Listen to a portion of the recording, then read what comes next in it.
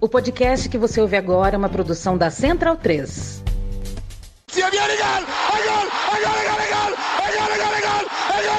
Parte Pirlo!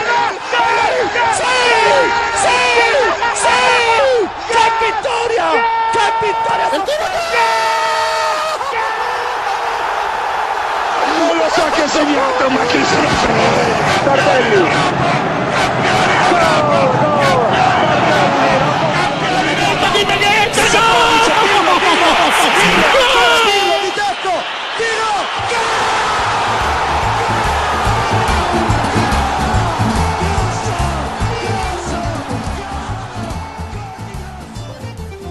Olá a todos, sejam muito bem-vindos à edição de número 24 do podcast da Cautiopédia, um podcast que faz parte dos podcasts da Central 3. Um abraço ao Leandro e a minha, toda a turma da Central 3, que possibilita que nossas vozes cheguem aos seus ouvidos, que possibilita que a gente possa ter essa interação aí sobre o futebol italiano.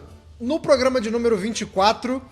Rapaz, foi uma semana que internamente a gente até chamou de Semana da Vergonha para o futebol italiano. E a gente vai falar o porquê desse termo tão forte, né? O porquê denominamos com essa manchete aí de Semana da Vergonha.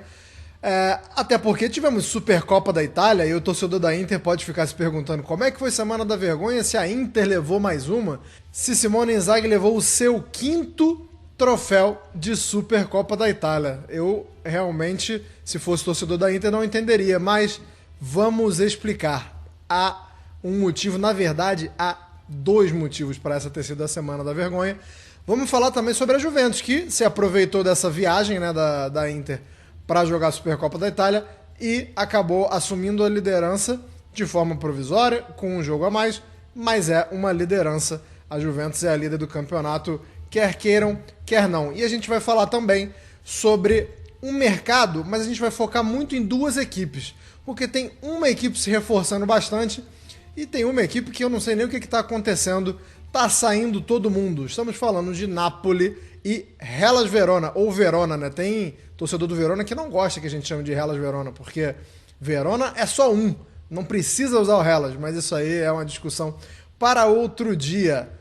Caio Bittencourt, bom dia, boa tarde, boa noite.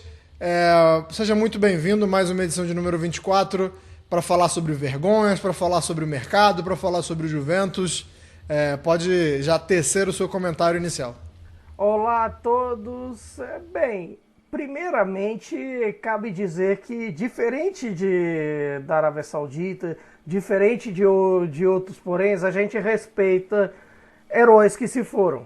A gente respeita Didi Riva, que se foi sendo o maior artilheiro da seleção italiana de todos os tempos, segue sendo um herói campeão da Euro 68 com a Itália, segue sendo o homem que colocou o Cagliari no caminho da glória com o inesquecível Scudetto de 69-70, que fez Cagliari o reverenciar a vida inteira.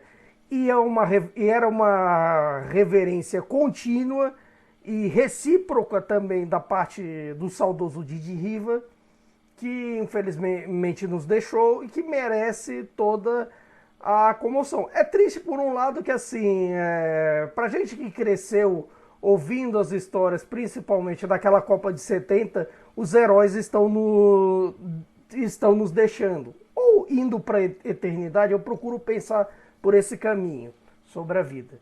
Dito isso, acho que é uma questão de que faltou respeito. E por conta disso e de outras situações que vamos abordar, eu cunhei, primeiramente em grupo, e na hora da gente fazer a reunião, quase uma reunião de pauta deste podcast, como a Semana da Vergonha. É isso.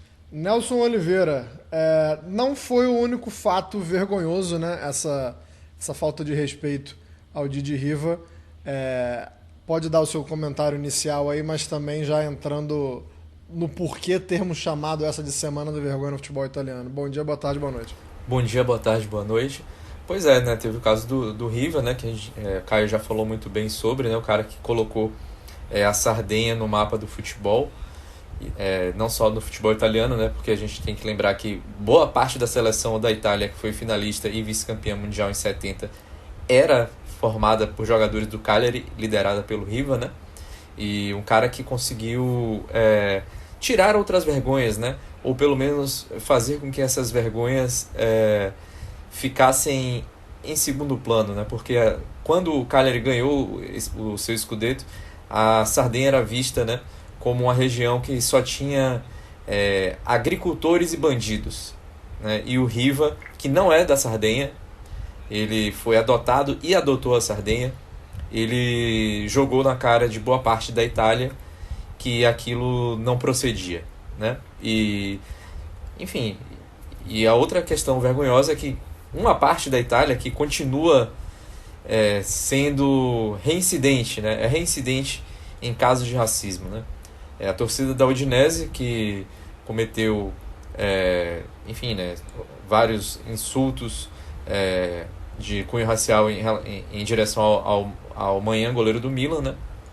A Udinese está tentando identificar as pessoas, né? Identificou 5, baniu esses 5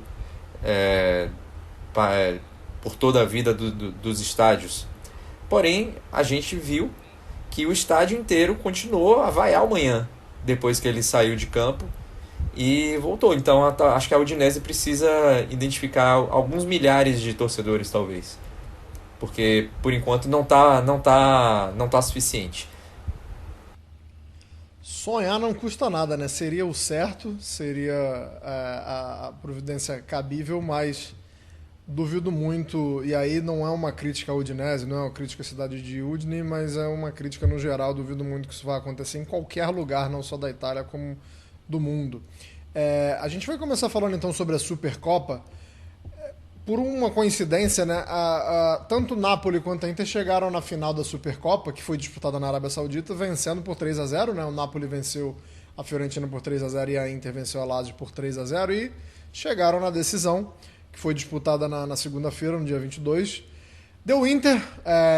A gente falava na última edição, quando a gente falava da seleção do primeiro turno, que falar do Lautaro Martinez estava sendo meio que chover no molhado. Choveu mais um pouco, molhou mais um pouco. O Lautaro Martinez fez o gol do título, fez o gol da vitória da Inter, que foi por 1-0 no finalzinho do jogo. Mas eu queria... Vocês sintam-se à vontade, vocês têm total liberdade de falar sobre os jogos, né? Como foi, se a Inter mereceu, se não mereceu, se o Napoli pode ficar um pouco mais animado, né? Diante de uma temporada que a gente sabe que está muito aquém. Fez um grande jogo na semifinal, o que isso pode... que o Napoli pode levar dali. Vocês podem se sentir à vontade para falar sobre questões de campo e bola. Mas eu também queria, Caio, começar com você, falando sobre esse movimento que é natural, tem acontecido muito, vai acontecer mais. Já foi falado não só sobre, pelos membros da Federação Italiana, como de outras federações também. A gente vê a Supercopa da Espanha também tendo esse movimento migratório para o Oriente Médio. A gente está falando da Arábia, mas a gente poderia estar falando de outros países, porque a Arábia é a bola da vez, né? Mas até há pouco tempo atrás era o Catar, e quem tiver mais petrodólar vai chegando e vai trucando e vai subindo, né, nessa escada, nessa hierarquia. Eu te confesso que num primeiro momento não chegava a me desagradar muito, não, porque eu acho legal, acho interessante essas viagens pontuais, né, desde que não seja um negócio que vire farra, que vire uma zona. Eu acho até bacana para você, tipo a NBA fazendo jogo em Paris. Eu gosto desses eventos pontuais. Mas eu queria que você falasse como foi a experiência da Supercopa na Itália. Na Arábia, já citamos aqui que não foi respeitado o minuto de silêncio do Didi Riva, e você disse até que ia explicar um pouco mais sobre isso, mas eu queria que você falasse de uma experiência em geral. A experiência em geral já é uma coisa que nunca foi muito benquista desde o começo, porque assim, no momento do 7 de outubro, em que estoura de vez o ataque do Hamas a Israel e que no fim se torna oficialmente para Israel, porque para a Palestina já se vive em guerra há um tempão. Quando se torna oficial essa guerra, De Laurentiis já contestou, todos já contestaram a possibilidade de levar os jogadores para essa região como em um ambiente bélico, um ambiente de guerra, poder, por exemplo, correr riscos nesse aspecto. Então já nunca foi muito benquista. O Sarri mesmo, como parte da Lazio, ele criticou como assim... é uma forma da Liga tentar ganhar dinheiro, sabendo que a Supercopa, tal qual a Copa Itália, é organizado diferentemente de outras ligas, outros países europeus, como a Espanha, que tem sua Supercopa, e a Copa do Rei organizada pela Federação Espanhola. A Inglaterra tem pela FA inglesa e por aí vai. Diferente disso, é a Liga Série A quem organiza a Supercopa e a Copa Itália. Nesse aspecto, o Sarri disse que assim, é uma tentativa de ganhar dinheiro, uma tentativa de baixos custos, porque vale lembrar, o campeão dessa Supercopa, no fim das contas, a Inter recebeu apenas 8 milhões de euros. 8 milhões de euros, basicamente, você pode receber em uma grande renda de um jogo de Champions League. 5 milhões de euros foram para o Napoli, que foi o vice-campeão. 5 milhões de euros já foram várias rendas de Champions League no Maradona. Mesma coisa. E aí você acaba contestando. Contesta-se muito mais quando o efeito televisivo não é o esperado, nem na Itália, nem fora. Quando é feito em termos de estádio, que embora eles não liguem tanto, porque hoje em dia o futebol é todo da televisão e a televisão nos deixou muito burros demais. Mas nesse quesito, no quesito estádio cheio, não encheu para Inter e Lazio, também não encheu, pior ainda, para Napoli e Fiorentina, e deu uma melhorada na final, que ali já é um outro contexto, uma outra situação, que a lógica da Supercopa, nesses modelos atuais, é dar 2 partidas a mais para que se venda para televisão, para que se venda para o mundo inteiro confrontos em que, teoricamente, se daria uma chance a eventuais vice-campeões de grandes torcidas e etc. O problema é que nesse X da questão, você pode dizer que, embora tenha times globais, talvez quem tinha maior torcida ali, e mesmo assim, nem tanto, era a Inter. Talvez o Napoli tenha torcida também? Tem, mas é mais focado em outros lugares. Lazio, mesma coisa, Fiorentina, Roma. Aí tem a promoção da Liga também. Foi mal feita a tal ponto que saíram reportagens da Arábia Saudita perguntando assim: a Juventus e o Milan vão estar também? Eles pensando que assim, que era uma lógica como a da Espanha ou qualquer coisa, que assim, é quase meio feito de propósito para pelo menos Real Madrid, Barcelona e Atlético estarem lá, que é um 3 do G4 que raramente muda em contextos diferentes e por aí vai. De repente, já não valeu por essa questão de público. E ainda, o tiro de misericórdia foi o trato ao Didi Riva. Já era uma coisa que aconteceu na Supercopa da Espanha, quando em Real Madrid e Atlético de Madrid vaiaram um minuto de silêncio ao Beckenbauer. E aí vaiaram também o do Didi Riva. Foi uma coisa que para um mundo que não conhece a Arábia Saudita e que está tendo esse contato normal. A Arábia Saudita, eu não acredito tanto nessa coisa de sports washing, assim, de estão querendo lavar o regime. Basicamente, eu acredito que desses investimentos sauditas, a questão basicamente é: o governo quer investir na indústria mais lucrativa do mundo, que é a do esporte, é do entretenimento. Um governo democrático poderia fazer isso sem chiadeira? Não. A Arábia Saudita pode. Por isso que de certa forma ela faz. Aí é um pensamento meu, ninguém tem nada com isso.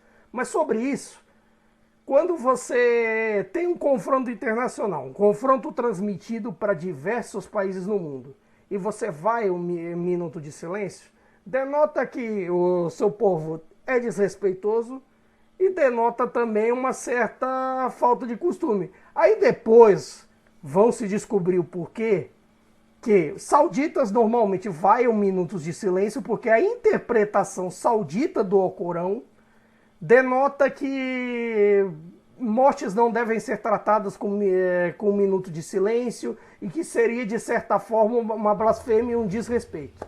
Aí eu te pergunto, tem alguém da Liga Série A que realmente sabia disso? Eu duvido que tenha. Duvido. Eu duvido muito. Eu duvido muito, porque assim... E aí a gente vai entrar numa espiral de ficar... um vai querer que o outro respeite sua cultura, né? Porque enquanto o saudita vai falar que é essa interpretação, a gente vai cair numa espiral, como eu falei. Pô, mas será que não dá para se adaptar um pouquinho, rapidinho? Esse né? que é o uma ponto, competição... porque assim... Vamos supor, numa Copa do Mundo, teoricamente... Vamos falar de um evento global, assim, uma Copa do Mundo, uma Olimpíada... Você, teoricamente, se adapta às coisas locais, você tem um contraste local. Numa Supercopa assim, como a da Itália, de certa forma, nós estamos trazendo o circo para lá, montando o circo, montando o nosso negócio, como se fosse dentro da Itália, como se nada tivesse acontecendo, enquanto ganha os caraminguá. Achando que ganha não, porque ganha dinheiro, que não sei o quê. Pois bem... A Arábia Saudita, ela quer respeito às coisas dela. Algumas tantas coisas abominadas pelo Ocidente, mas que assim, eles julgam como tradição. Mas no fim das contas, o que você faz? Você usa o seu ou se adapta às questões dele? É um dilema que ninguém soube explicar. Mas... A gente pode ficar dias conversando sobre porque, isso assim, e cobrando, né? Cobrando, porque de certa forma vai ter uma certa cobrança. E em termos esportivos, sinceramente, o que valeu essa Supercopa? Valeu por uma obrigado, porque isso estava implícito, era uma das coisas que eu ia jogar pro Nelson, se está à vontade, Nelson. Vou só completar assim para a parte esportiva, que assim, o que valeu em termos do Napoli foi assim, uma mudança de esquema, para você testar alguns jogadores, tal, machucar outros para variar, porque sempre se machucam, que sempre tem outras questões, um elenco completamente limitado, ver que o Zielinski é inútil ao elenco, porque no fim das contas já está com a cabeça na Inter, reclamar da arbitragem por conta da expulsão, a meu ver, exagerada do Cholito Simeone, que mudou o jogo na decisão, e sinceramente, serviu para atrapalhar uma rodada de Série A, que teria uma briga enorme por Copas, todo mundo se pegando ali e tudo mais, e atrapalhar a Inter, que de repente vai ficar com a cabeça nesse jogo a menos e tudo mais. Esse negócio de jogo a menos para Inter do Inzaghi é memória de guerra. Você lembra o que aconteceu em 21-22? Não, tem o jogo a menos em Bolonha, jogo a menos em Bolonha. Olha o que aconteceu. Vale a pena? Vale a pena você ficar deixando com essa pulguinha atrás de orelha? Mas não. No fim das contas, aí vai, a Juventus ganha o campeonato, qualquer coisa. Mas ganhou a Supercopa. Alguém na Arábia Saudita vai estar feliz. Assim, por um prêmio que uma renda de Champions bate. Ô Nelson, além do que valeu esportivamente, que é a deixa que o Caio deixou para você, eu queria também saber o que você acha que é a impressão da Federação Italiana, porque a gente sabe que nem sempre os argumentos racionais eles são muito levados em conta, ou há um malabarismo ali, né, para tentar rebater esses argumentos, e aí vir com números ou vir com alguns outros fatos para tentar mostrar que foi um sucesso.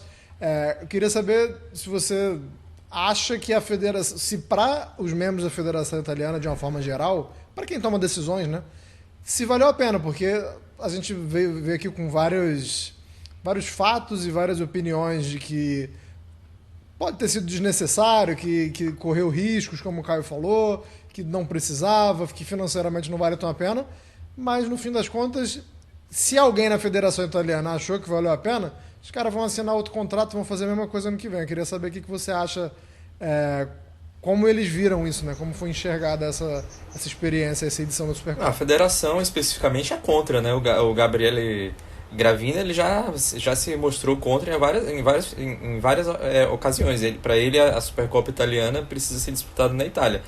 Mas a Liga acho uma maravilha. Inclusive, houve um comentário depois, se não me engano, do Lorenzo Casini, se eu não me engano, que é um dos diretores da Liga, e ele falou: em breve a Série A terá uma rodada inteira no exterior. Eu quero saber como eles vão fazer isso e em que lugar vai ser, onde é que vai ser Leste Frosinone, o que é que isso vai gerar de... Sinceramente, eu ouço esse papo de rodada no exterior assim, ó, há anos, da Série A, eu ouço de La Liga, eu ouço da Premier League e obviamente, graças a Deus, ninguém tem culhão pra fazer. Até porque também... Até apareceu um doidão, Caio. Não, sempre aparece um doidão, que assim... É lindo você pensar, vamos jogar um jogo da Juventus pra sei lá onde, um Inter sei lá onde.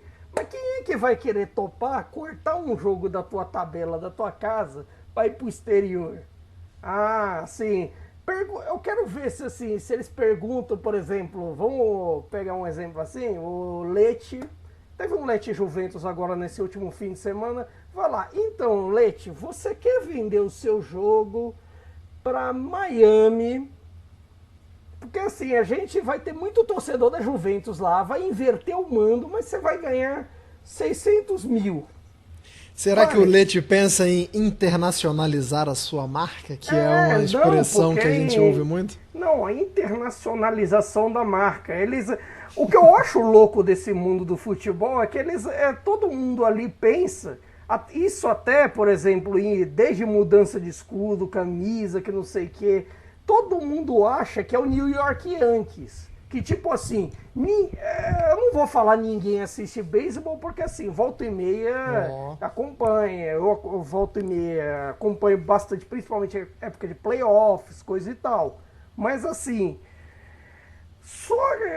as pessoas acham que tipo assim, não, um cabra, sei lá, na Ligura ele vai botar o meu boné, ele vai botar a minha camisa, isso é internacionalização da marca. Ou então, sei lá, alguém vestido com a camisa no Sudão, na Micronésia, do Panamá ou na Guiana Francesa. Não, ele botou um boné da Juventus. Então, essa é a marca internacionalizada. O contexto disso, assim... A gente que é da América do Sul e faz um podcast sobre futebol italiano, que é um campeonato estrangeiro e tudo mais, pode perguntar para quem faz de campeonato inglês, que faz espanhol, francês, alemão, não sei o quê. As marcas ligam para a América do Sul? O cacete! A internacionalização dessas marcas é Canadá, Estados Unidos, China, Japão, Coreia do Sul, Austrália, às vezes Índia... E aí, de repente, um jogo na Europa Ocidental. Europa Ocidental que se dane. Então, é a internacionalização. Ah tá, agora aparece Arábia Saudita e Catar porque, eles têm dinheiro. A hora que, de repente, dá uma crise do petróleo 2, vai fazer pelo amor aos sauditas? Vai uma ova. Você está esquecendo de coisas importantes, como Madureira, o Feiraguai. Lá tem muita internacionalização de marca.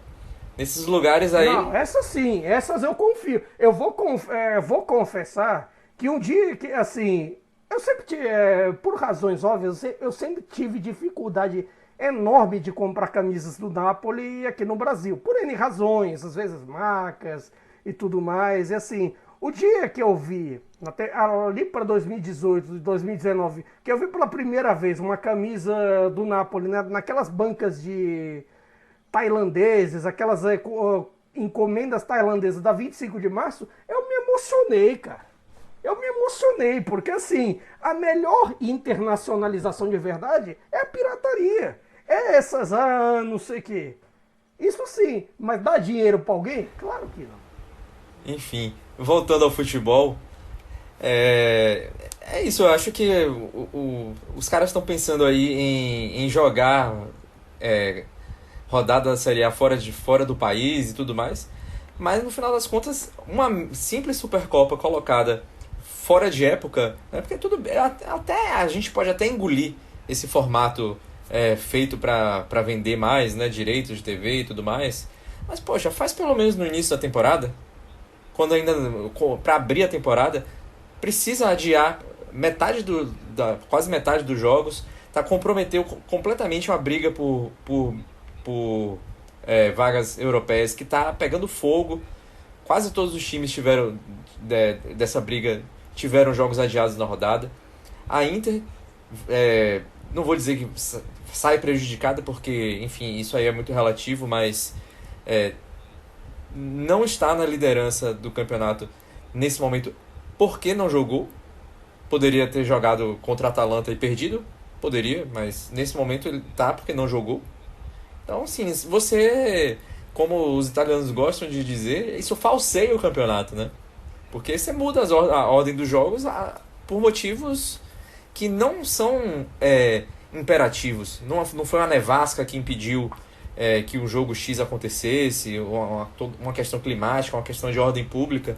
Foi porque a Liga, para valorizar e dar 8 milhões de euros para o vencedor, cagou no seu principal produto. Basicamente foi isso que aconteceu. Aqui no Brasil, o pessoal falaria que o campeonato está manchado, né? O pessoal gosta muito dessa expressão de que o campeonato está manchado. Falando em manchas, essa não foi a única. Caio, falando um pouco sobre o caso do Manhã, né? Para quem não acompanhou na vitória do Milan sobre a Udinese por 3-2 em Udine, teve mais uma vez um episódio lamentável que a gente não deveria, mas está tanto quanto acostumado a acompanhar na Itália, na Espanha, em diversos outros países, no Brasil também a gente vê bastante. O Nelson já falou no comecinho do programa que o clube até está identificando uma galera, né? Já foram 5, total de 5 torcedores que foram banidos dos quadros e estão impedidos de acompanhar. Mas queria que você falasse também sobre... a gente vê a Udinese se coçando, digamos assim, para achar... para identificar e para punir. Não somente porque deve fazer isso, mas também porque vai ser punida, né? A Udinese... eu esqueci agora contra quem, mas eu acho que é contra o Monza. A Udinese não vai ter torcida. É contra o Monza, né? Não vai ter torcida. Então, assim, a gente sabe que... A gente torce para que essas ações estejam sendo feitas porque são a coisa certa a se fazer. Mas a gente também está acostumado e calejado para entender que também é uma forma da Udinese tentar tirar um pouco o corpo fora e não tomar mais punições. Eu queria que você falasse desse cenário, o que os clubes podem fazer, na verdade, o que eles estão deixando de fazer. Eu acho que essa conversa ainda é muito incipiente na Itália, né? Dica para você que está ouvindo a gente ir lá no Twitter da Cautiopédia e ver uns trechos de uma entrevista do Boateng, por exemplo, do Kevin Prince Boateng, que ilustra muito bem isso que eu estou falando, que aconteceu a mesma coisa com ele e ele abre a entrevista falando assim, mudou nada. E queria que você falasse um pouco sobre isso, cara. É difícil até pensar em mudança porque tem que ter todo um processo. Identificar, punir e assim impedir que essa gente volte aos estádios. Se não, vira um ciclo até que já via ter que ter um meme, um novo episódio racista de uma partida. Aí dessa vez eles dizem que não, vamos fazer medidas sérias dessa vez, é inaceitável ver essas coisas em 2020 e alguma coisa. Você provavelmente... Você só não viu isso na época dos portões fechados. Foi um negócio, assim, tranquilo. Aí eles resolvem fechar a curva, que normalmente é onde tem esse tipo de manifestações, é onde se concentram certos tipos de grupos relacionados aos ultras em algumas organizadas, não dá para dizer que são todas, mas que algumas se infiltraram com essa coisa neofascista, ou mesmo com racismo recreativo também, porque não dá para você dizer que é só de fascistas, etc. Às vezes o racismo vem de onde se menos imagina. Aí depois o clube em questão, não, essas rodadas em questão de que vão fechar a minha curva, que vão fechar o meu estádio, são muito, não é todo mundo, e o que é verdade, não é todo mundo, mas o clube precisa ser punido para assim, para os seus torcedores entenderem que não é lugar disso, que nenhum lugar é entender. Uma medida é feito para isso, para entender que essa é uma medida educacional. Aí depois o Tribunal de Justiça recorre e dá tipo assim uma multinha que é, sei lá, 3 mil euros, pouquinha coisa, e não, supostamente identifica alguns e diz que não, essas coisas mudam. Aí a liga bota um videozinho dizendo keep racism out, bota tudo em inglês, vende para o mercado internacional, todo mundo lindo, e depois volta. Porque é assim, tudo bem que assim, vale dizer que assim, em relação a algumas temporadas atrás, realmente mudou com relação à identificação. E por um lado também é triste, porque de certa forma, o Corriere della Sera soltou assim, a identidade de alguns deles, dessas 5 pessoas. Uma delas era uma mulher, um deles era um homem negro. E de certa forma compensa fazer isso. Se essa gente pensa que assim, ofender racialmente representa ganho esportivo, representa ganho em qualquer coisa, valeu? Valeu assim ir ao ponto mais baixo da humanidade para isso? Tem quem pense que vale, porque tem a impunidade nesse processo. Eu acho que isso tem que ser trabalhado, como você falou, na questão da cultura, né? Tem questão cultural, tem questão educacional, tem questão assim de saber, de certa forma, que isso pode prejudicar o clube, porque assim, no ambiente de um estádio de futebol, de um monte de coisa, tem-se uma política de vale tudo. Tem-se uma política de que você pode fazer qualquer coisa para desestabilizar o adversário. Com certeza, por exemplo, deve ter gente ali naquela curva. Eu duvido que não tenha pensado assim, parou o jogo, aí depois que o Samardžić faz 1-1, aí pensa, não, porque ajuda a desestabilizar, que não sei o que, tal. Tipo, jogar no ponto mais baixo para ter uma falta de caráter, uma falta de cultura, uma falta de humanidade, uma falta de educação e um monte de coisa. Ao ponto mais baixo humano. Porque, assim, o que me incomoda nesse negócio é descobrir que um deles, por exemplo, é um homem negro. Assim, com certeza é pensando nesse quesito. Claro que tem gente que faz, porque realmente está nas entranhas do pensamento dele, que está na falta de consciência moral e ética e por aí vai. Mas, assim, o que se ganhou com isso? Um homem negro, no fim das contas, banido pela vida inteira porque cometeu racismo contra um homem negro. E no caso da Udinese, né, a gente vai falar de Udine especificamente, e também um pouco dessa história do racismo no futebol italiano, o primeiro caso assim, documentado de racismo, xenofobia, nesse caso antissemitismo, foi registrado em Udine, no futebol italiano, quando o Rony Rosenthal chegou a acertar com a Udinese, o Rony Rosenthal israelense, e a torcida organizada pichou, né, na cidade contra, tipo, aqui na Udinese não jogam judeus. E obviamente, se a gente for falar de racismo, de preconceito, a gente está entranhado na história italiana, porque, enfim, né, a gente teve um regime fascista lá, nazifascista, que perseguia judeus, perseguia negros, perseguia minorias étnicas dentro da Itália e tudo mais. Só que no futebol... Tem um governo apoiador disso na atualidade, vale Exatamente.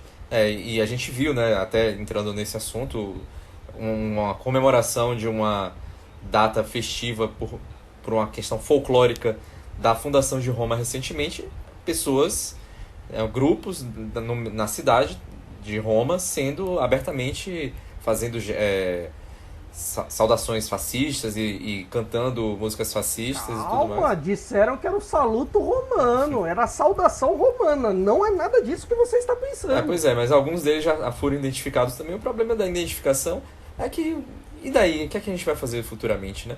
Mas o que eu estava querendo dizer é que é curioso como no futebol a gente teve muitos brasileiros negros que jogaram na Itália e a gente não via acontecer esses casos de racismo.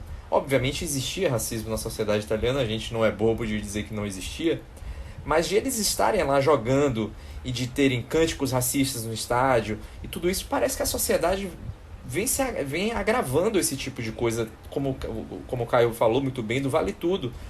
E a gente vê isso crescendo em termos de violência nos estádios, de casos de racismo e tudo mais, conforme as torcidas organizadas têm...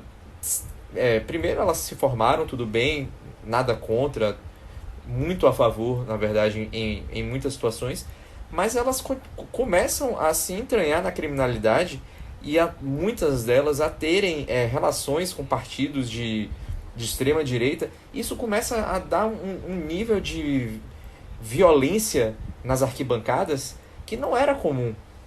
A gente vê anos 60, para começar, não existia a torcida. As torcidas era tudo torcida mista. Vamos começar daí, 100 mil pessoas dentro do estádio, um monte de gente lá vendo o jogo. No caso da Itália, muita gente engravatada, chapéu, etc. E a gente não via esse monte de briga acontecer. Aí, a partir dos anos 70, quando a sociedade italiana começa a entrar numa polarização muito grande, de terem terrorismo de grupos de extrema direita, grupos de luta armada de esquerda também, um governo corrupto ali no meio, tentando se manter no poder, e, enfim, a gente viu isso entrar nas torcidas organizadas e deixar a sociedade muito violenta. Isso tem piorado. É um assunto aqui que até a gente pode voltar a falar futuramente, porque faz 40 anos esse ano que a Lazio ganhou o seu primeiro Scudetto, e tem tudo a ver com isso, dessa sociedade dividida da Itália nos anos 70. Vou até fazer um jabazinho aqui. A gente tem um texto na Calciopédia sobre isso, então quem quiser pesquisar é só chegar na Calciopédia lá e pesquisar por Lazio Anos de Chumbo.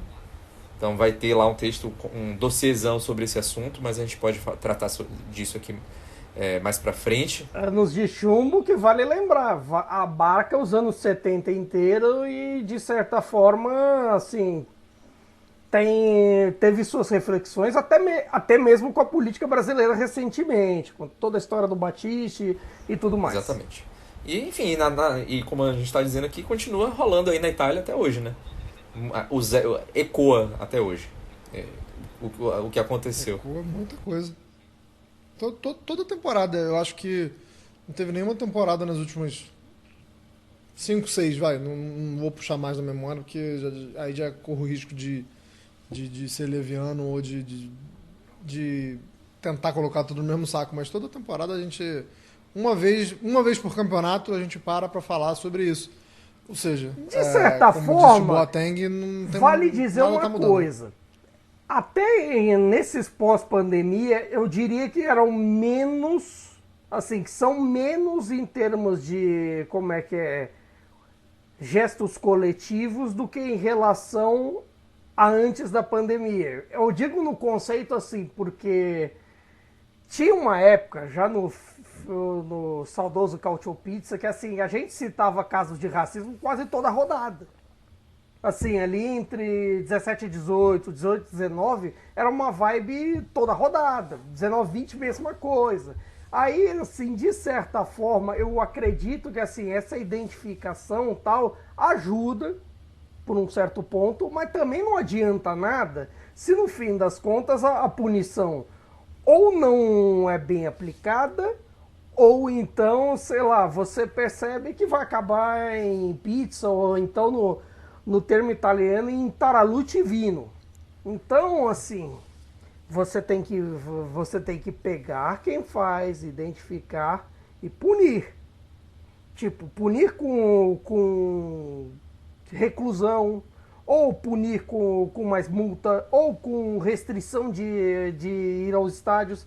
Claro, vale punição para o clube também, porque assim, eu acredito que fazer um modelo como era a Série A nos anos 80, eu sempre digo que pode ser a solução, dar os pontos do jogo, por exemplo, para quem sofreu e não assim, tirar os pontos de quem cometeu este ato, podendo tirar pontos na tabela ou do próprio jogo em si, correspondente e tudo mais. E isso poderia ser um caminho. Cabe a saber se a Liga irá querer fazer. Se irão querer comprar essa briga.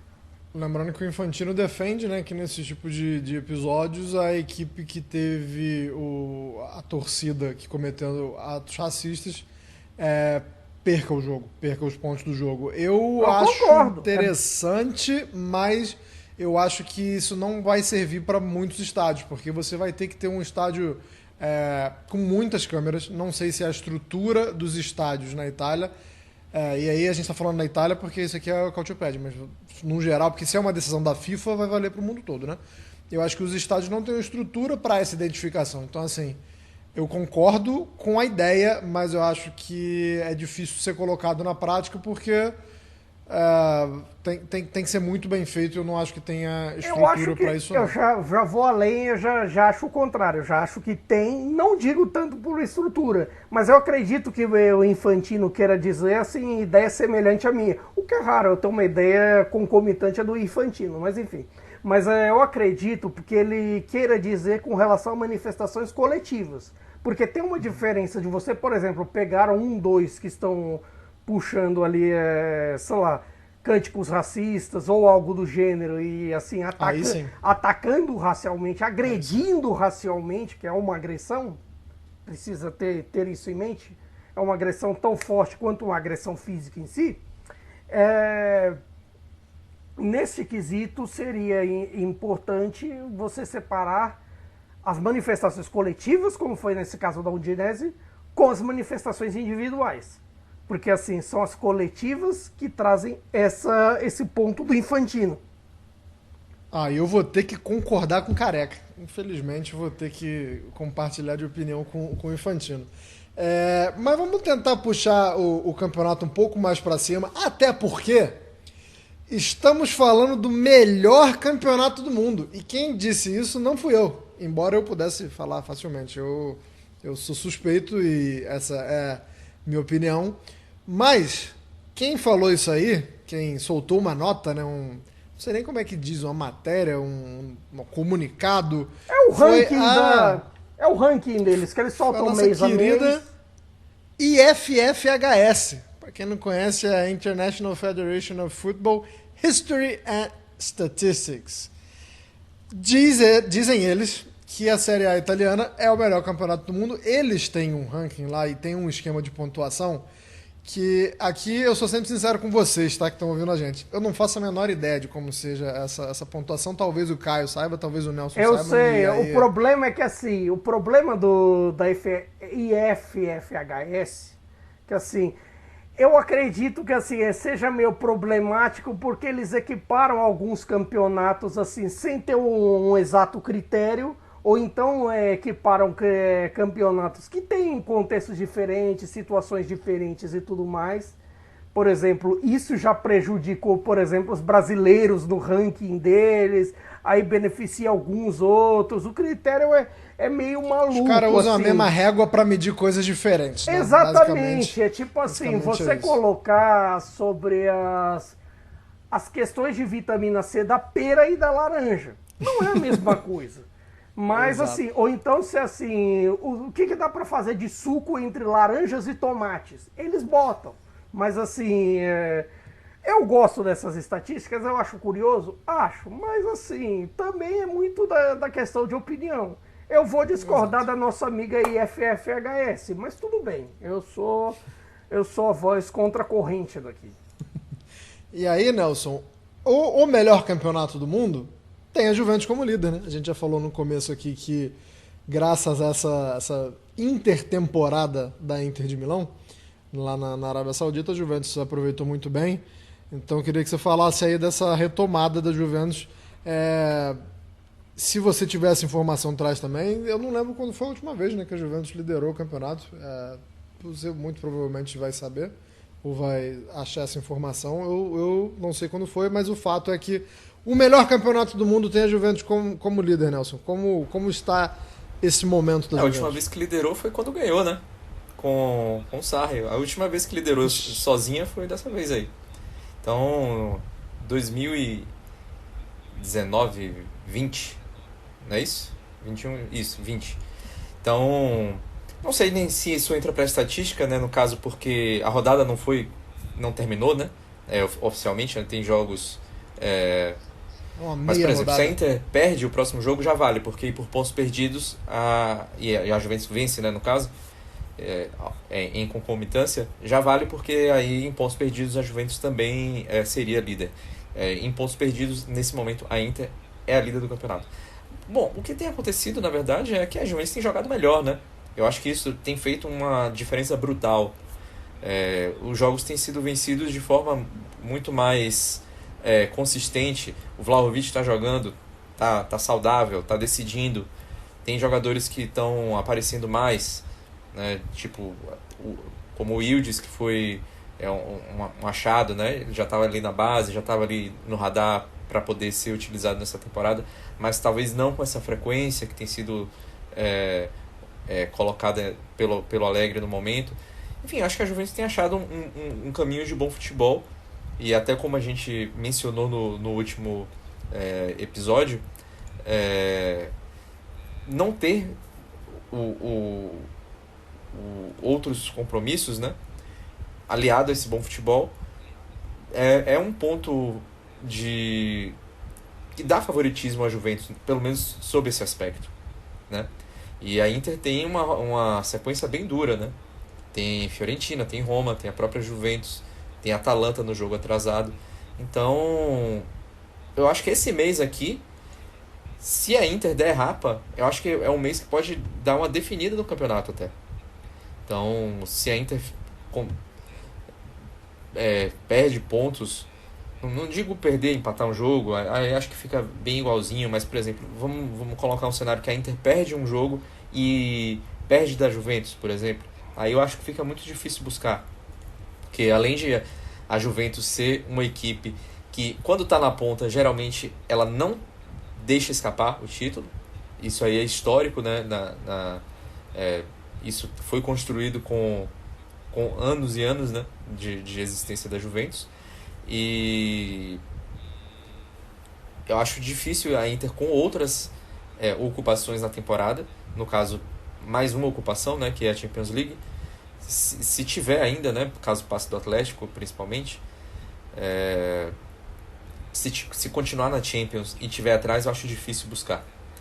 Mas é uma Inter que, não vou dizer que está com moral, assim, porque, enfim, é uma Supercopa, né, não é o torneio mais prestigioso do país, mas é um Inzaghi que agora é recordista na competição, né, um cara ainda muito novo, né, um cara que ainda está, a gente pode até dizer, na fase inicial de sua carreira como técnico, né, não tem nem 10 anos de técnico de equipes profissionais, e ele já é um recordista, superando gente grande, né, como o Lippe e o Capello. Então a Inter também bateu o recorde, né, porque só o Milan, bateu não, né, igualou um recorde, porque só o Milan tinha sido tricampeão consecutivo da Supercopa. E principalmente eu acho que o que a Inter ganha com a Supercopa, e pode dar uma motivação aí para essa sequência complicada, é ter confiança no seu próprio futebol, né? Massacrou a Lazio, contra o Napoli já foi um jogo mais igual, embora a quantidade de chances criadas em relação ao Napoli tenha sido bem maior.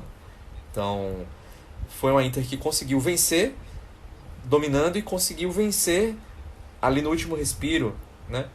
Mas eu acho que desses jogos seguintes que a Inter tem pela frente, o mais decisivo, além obviamente do derby que a gente vai ter no dia 4 de fevereiro, é o próximo jogo contra a Fiorentina, né? Que a Inter joga sem o Çalhanoğlu e sem o Barella. Então são dois desfalques importantes. Eu acho que o Çalhanoğlu bem mais importante, porque o Barella tem um substituto praticamente à altura, que é um 12º titular. Vale dizer uma coisa, suspensos por causa da Supercopa, para você ter uma noção de como é problemática a Supercopa. De repente, por causa de um jogo na Arábia Saudita, você tem, sei lá, 2 dos melhores meias do campeonato desfalques, porque tomou um jogo, uma automática num jogo que a arbitragem foi completamente perdida de cima a baixo. O Barella, no caso, sim. O Çalhanoğlu teria sido, porque também tomou amarelo nesse jogo. Mas o Çalhanoğlu tomou amarelo contra o Monza primeiro, e a suspensão dele é relativa àquele jogo. Mas teria sido suspenso porque fez uma falta no Kvaratskhelia e tomou amarelo, também teria sido suspenso por causa disso.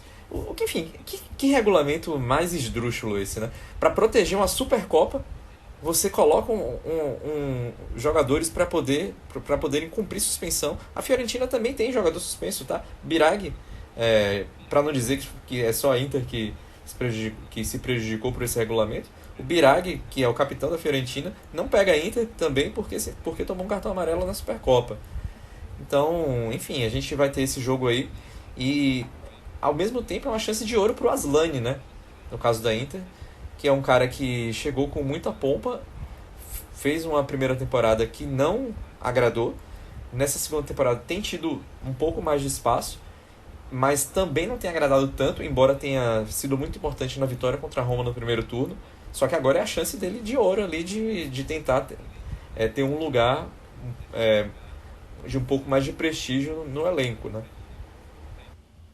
Até porque o Simone roda, esse time rodou um pouco, né? A gente até brincou aqui já que poupava na Champions para jogar a Série A, mas tem peças que ele não roda muito, né? E o Aslani com um pouquinho de dificuldade para, não vou dizer minutos, mas para mostrar trabalho mesmo. Caio, vamos falar um pouco de mercado. A gente está entrando na reta final, vai ser o último assunto da nossa edição de número 24 e a gente vai focar, como eu falei no começo, em Napoli e no Verona. Por motivos óbvios, eu vou dar o Napoli para você, né? Que eu não sou maluco de dar o Verona para você e dar o Napoli para o Nelson. Embora vocês não estejam vendo, o Nelson está com a camisa do Napoli, mas eu não cometeria essa indelicadeza com o nosso querido Caio. Caio, fala só do que é oficial, por enquanto, tá? Porque tem muito burburinho ainda, tem muita especulação, mas queria que você falasse já dos negócios anunciados oficialmente pelo Napoli. Se muda em alguma coisa a previsão que a gente tinha feito no programa passado, de que, na melhor das hipóteses, se o Napoli chegar numa vaga de Liga dos Campeões é para levantar as mãos para o céu e para lamber os beijos, muda um pouco isso. Também são contratações já pensando em outras temporadas. Vai mudar em alguma coisa o jeito que o Mazzarri encara esse elenco e o jeito que ele escala esse elenco? Eu acredito que, assim, de todo jeito a previsão para a temporada não muda. Tudo que a gente disse isso na edição 23, na edição 22, na 21 e por aí vai, não muda. Não muda, assim, a nossa ideia sobre esse Napoli, porque no fim das contas tem que jogar bola. O time jogou bola diante da Fiorentina? Jogou. Jogou alguns minutos diante da Inter? Jogou. Mas alguns jogadores precisam retomar o seu nível. Kvaratskhelia precisa retomar seu nível, Politano precisa retomar seu nível, e assim, esses estão abaixo. Por exemplo, você tem uma questão de centroavantes para resolver e tudo mais, e você tem expectativa pelos nomes que vieram. Pelo N'Gond, que fazia um bom campeonato no Verona, era a luz de tempos difíceis do Verona, de criação de jogadas, de criação de gols e por aí vai. Inclusive foi um golpe tanto pro sistema ofensivo do Verona, acredito eu, mas assim, esperar que ele seja uma peça de elenco. A concorrência ali é um pouco ingrata com esses dois nomes, mas de repente possa fazê-los acordar, possa fazê-los dar um estalo. Mas, por exemplo, até o momento também você tem questões do Traoré, que é um grande mistério, porque a gente viu ele bem quando surgiu no Empoli, quando surgiu no Sassuolo, mas essa última temporada no Bournemouth foi um pouco trágica no quesito dele, que ele passou tempo fora por malária, ele perdeu muito espaço, e assim, a gente não sabe o que pode surgir a partir disso, a partir desse momento e tudo mais, porque nesse momento O Napoli, não é que o Napoli precisa de jogadores para melhorar a qualidade do elenco. O Napoli precisa de jogadores, literalmente, para fazer, nem que seja fazer número. Porque chegou numa situação que, por exemplo, Gaetano e Zerbin, que eram jogadores completamente descartáveis, inclusive o Zerbin já foi parar no Verona, ou Verona não, no Monza. Eu tô com o Verona na cabeça. Trocou de carro, querido. Carro errado. Trocou de carro. Foi, inclusive, junto com outro reforço futuro do Napoli, que é o Popovic, vindo do Partizan, mas que passará esses 6 meses, primeiramente, como se fosse definitivo no Monza. Veremos o que acontecerá para que em julho ele possa se juntar ao Napoli. Veremos assim como jogará o Popovic, como jogará um Zerbin, que talvez sejam interessantes para a questão do Monza. Mas sobre isso também tem o Mazzocchi, que é famoso pelos quero jogar 1 minuto e é expulso 3, mas assim, nesse primeiro momento, quando esteve em campo na Supercopa, até que foi decente. A questão dele foi física, é física sobretudo, e também você precisa ver para resolver a questão dos 3 zagueiros, que assim, o Mazzarri vai mesmo, assim, definitivo, mudar para esse sistema de 3 zagueiros, um 3-4-3, que se provou interessante na Supercopa nos 2 jogos. Mas, teimoso como é o Mazzarri, ele vai voltar para o 4-3-3 ou fará o sistema de 3 zagueiros? Não sei, tem essa questão para resolver. Você também tem os possíveis nomes para a zaga. O possível nome do Nehuén Pérez, que surgiu nas últimas horas. Bom nome da Udinese. Você tem a questão do Dendoncker, que estava meio escanteado no Aston Villa, teve bons momentos no Wolverhampton. Como vai jogar? Se ele vai jogar de zagueiro, ele vai jogar de volante, assim, dividindo as funções com o Anguissa quando o Anguissa voltar, porque teremos Camarões e Nigéria. Um dos dois, entre Anguissa e Osimhen, volta logo. E, assim, também tem a recuperação das lesões, tem a recuperação de outros nomes, e assim, nesse primeiro momento, sobretudo, não é nem questão só de qualidade. O Napoli precisa preencher em número, porque o elenco montado, o erro no planejamento de elenco se tornou curto, a tal ponto de que o Mazzarri tinha e teve que insistir num 4-3-3 malfadado, por conta de, assim, por não ter peças no elenco. Hoje, o Napoli só tem mais ou menos 4 ou 5 peças na função. Considerando que o Anguissa tá fora e o Zielinski tá com a cabeça na Inter, já tá meio, assim, pré-confirmado fora de campo a história dele na Inter. E ao que tudo indica, pode ser até que ele passe esses 6 meses vendo o jogo na tribuna. Eu acho possível também. Mas, assim, hoje o Napoli só tem o Lobotka, o Gaetano, que é a mesma coisa que não ter nada, e o Demi, que, assim, tem seus momentos, é um cara que se sacrifica pela causa, sobretudo desde o começo da trajetória dele no Napoli, mas ele não consegue aguentar fisicamente. Não consegue, isso, assim, é muito, muito problemático nesse quesito. E aí você tem que fazer o quê? Adapta alguém de meio campista e vai. Por exemplo, aquela ideia do raspador e meio campista. Não rendeu. Mas você é obrigado a insistir porque não tem ninguém. Então você tem meio que essa questão. Você teve o caso do Samardzic que melou. De novo ele vai ficar a ver navios porque o coitado tem um escroque como pai. Aí no fim das contas ele perde, assim, ele deixou o bonde passar da Inter, deixou o bonde do Napoli passar e tá deixando o da Juventus passar também. Quer dizer, ele vai ficar lá na Udinese e, assim, a Udinese, perdendo o Nehuén Pérez, se enfraquece. Se enfraquece, vale um sinal de alerta para o campeonato e tudo mais lá embaixo. Nelson, a gente também tem uma outra equipe protagonizando muitas movimentações, né, nesse mercado de inverno. Olhando a tabela, parece que a resposta para a pergunta que eu vou te fazer é muito fácil, porque o Verona é o 18º colocado, né? O famoso primeiro da zona de rebaixamento, com 17 pontos. Então, tendo em vista esse cenário, olhando para a tabela, parece que quando eu te pergunto se o Verona tinha que mexer muito, parece uma resposta fácil, né? Sim, se está jogando tão mal assim, tem que mexer muito. Mas a gente costuma falar que geralmente, né, que a Série A, muitas vezes, ela é um campeonato que você precisa de jogadores com experiência interna, né? Experiência dentro daquele próprio campeonato. E o Verona tá contratando muito, tá vindo uma galera, por exemplo, da Holanda vieram 2, assim, tá vindo um pessoal.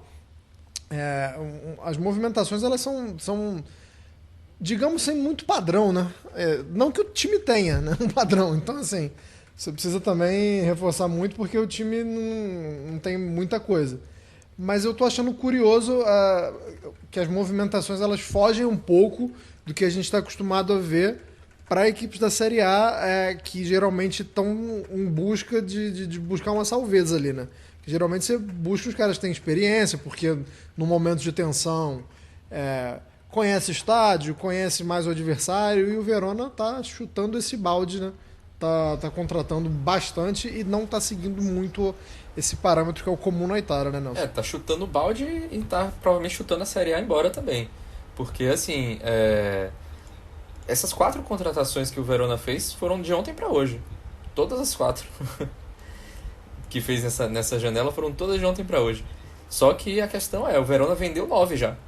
9 jogadores saíram. Não é normal você mandar um time inteiro praticamente embora numa janela de meio de ano. E não é só que mandou meio time embora, não. É que mandou 7 titulares. Ou melhor, 6 e um que é o capitão, né? Que é o Faraoni, que não vinha sendo titular, mas que foi titular durante muito tempo. E mandou seus 2 artilheiros embora. O Juric e o Nigonji, né? O Nigonji, o Caio já falou, foi pro Napoli. E o Juric já assinou com o Monza, né? O Monza não assinou o anunciou oficialmente, mas quando você ouvir o nosso podcast, nós estamos gravando agora na quinta-noite, ele já terá sido anunciado, porque ele já assinou, já fez exames médicos. Então, enfim, o Verona está se desmanchando no final das contas. E na verdade, o que é que está acontecendo? E eu que acho que faz parte dessa estratégia. O Verona já tem feito algumas contratações assim, de jovens jogadores, tem pescado muito na Holanda, na Bélgica, porque são mercados que você consegue ter jogadores, não necessariamente jogadores que vão chegar a uma seleção.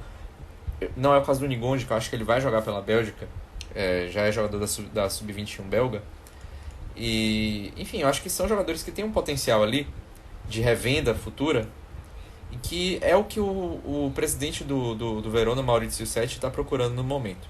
Então, o que é que ele está fazendo? Saiu o Juric, que é um veterano, Faraoni também é um veterano, Hongla não é exatamente o Hongla, né, na verdade, que ele é camaronês, não é exatamente veterano, mas saiu. E os outros que ele vendeu, que são jovens, foram bem vendidos. O Riend, que foi o zagueiro que foi para Atalanta, o Terratiano que foi para o Milan, o Doi, que foi para o Sassuolo, para substituir o Vinha, né, que foi contratado pelo Flamengo, e o próprio Nigonji. Foram bem vendidos, né, esses jogadores aí. Então o que é que ele está fazendo? Ele quer vender o Verona. Já tem um tempinho que ele quer vender, mas agora ele tacou o pi, de fato, e tá pegando jogadores jovens, porque se o Verona cair, esses jogadores, por exemplo, tiverem um bom desempenho ali nessa reta final de campeonato, ele pode revender depois. E é uma aposta estilo do Nigonji, né? O Nigonji veio do futebol holandês também e vingou, né? Então ele tá fazendo essa aposta. Só que é uma aposta que não vai dar resultado esportivo, muito provavelmente. Eu não aposto que o Verona vá se dar bem vendendo seus 2 artilheiros, seu capitão, outros jogadores experientes e jogadores que são pilares do elenco. Como eu falei, são 7 titulares ou quase titulares, jogadores importantes do elenco e os principais dentre os titulares. Então tá ficando um jogador tipo Davidovic, que para mim é um dos piores zagueiros da Série A, embora a Atalanta diga-se por aí que está interessada nele. Não sei o que a Atalanta quer com esse cara, mas enfim, foi o que surgiu aí. Mas o Gasperini gosta de zagueiro ruim, né? Não, o Gasperini, ele gosta de dar uma vida Quanto pior, para... melhor. zagueiros de qualidade duvidosa. Até tem um aí que tem um de 3 dinheiros aí que talvez ele goste.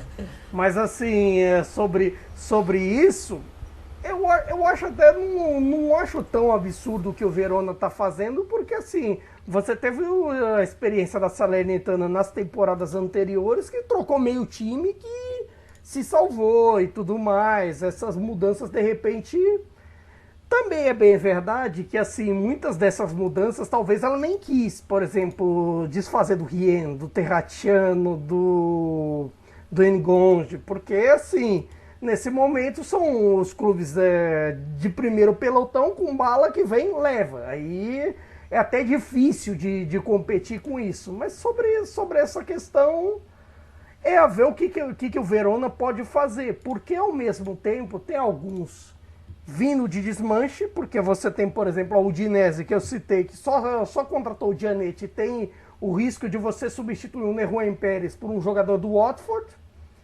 e ainda aquelas negociações bem poso total. Você tem o Cagliari, que até agora não contratou ninguém. É bem verdade que não perdeu ninguém também, mas não contratou ninguém. Você tem o Empoli, que deu uma mudadinha assim, nada de nomes assim, mas tem o melhor Mister Salveza que tem na Série A. Agora, com a chegada do nosso querido David Nicola, e essas coisas podem dar uma mudada. Essas coisas, assim, de repente, com uma Série A tão próxima, com clubes tão próximos ali, até disse na edição passada, como o Verona vinha próximo de, assim, você faz um jogo bom e de repente dá tudo errado, de repente as coisas podem mudar. Nesse momento, o que eu vejo mais com perigo pela falta de ação é mesmo a Udinese. O Udinese que emprestou o Pafundi também, que quando a gente acha que vai, não vai, agora vai jogar na Suíça, né? Mas daqui a pouco ele volta aí, acho que a gente ainda vai ver bastante esse garoto. Mas por hoje é só, pessoal. A gente chega no final da edição de número 24, dando essa rápida passada pelo mercado. Tenho a impressão que não vai ser um mercado muito movimentado, mas de qualquer forma, quando voltarmos, é bem possível que falemos um pouco mais sobre outras chegadas à Série A, outras saídas, enfim. Falaremos mais sobre as movimentações. Não sei se nos vemos e nos ouvimos e nos falamos até o Carnaval, então, assim, se você for curtir o Carnaval, muita calma nessa hora, né? Vamos devagar, porque o pessoal curte como se não houvesse amanhã, mas tem o amanhã, querido. Tem o amanhã, e quando amanhã chega, ele é cruel. Muito obrigado, Caio, muito obrigado, Nelson, muito obrigado a todo mundo que nos escutou até aqui. Um abraço mais uma vez para o pessoal da Central 3 e nos vemos e nos ouvimos na próxima edição, na edição de número 25. Até lá, se hidratem bastante, viu, galera? Beijo nas crianças, arrivederci, tchau.